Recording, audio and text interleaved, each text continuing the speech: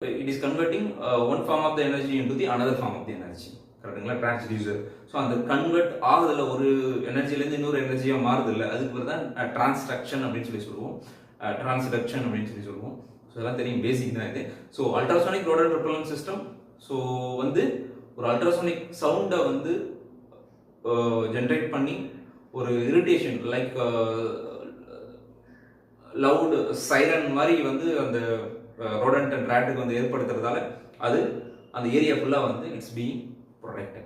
கரெக்டுங்களா? ஸோ இப்போ ரோடன்ட் ப்ரொபல்லன் சிஸ்டம்னா என்ன, எப்படி ஒர்க் ஆகுது அப்படின்னு ஒரு சின்ன ஒரு ஐடியா கிடைச்சிருக்கும். அது மாதிரி ஒரு ஆப்ரேட்டிங் ஃப்ரீக்வன்சி வந்து பார்த்தீங்கன்னா 20 கிலோ ஹெட்ஸ்லேருந்து எபோவ் 20 கிலோ ஹெட்ஸ்லேருந்து பிலோ 60 கிலோ ஹெட்ஸ்க்குள்ள இந்த ஆப்ரேட்டிங் ரேஞ்ச் வந்து இருக்கும். சரிங்களா? ஸோ அதுதான் இதில் மேக்ஸிமம் ஆல் த பாயிண்ட் நான் கவர் பண்ணியிருக்கேன். இதை பற்றி ஏதாவது டவுட்ஸ் இருந்தது அப்படின்னா கமெண்ட் பாக்ஸில் கமெண்ட் பண்ணுங்கள். ஸோ கண்டினியூஸாக வந்து டேட்டா சென்டர் ரிலேட்டடான வீடியோஸ் வந்து கண்டினியூஸாக நான் போஸ்ட் பண்ணிகிட்டே இருப்பேன். So data centre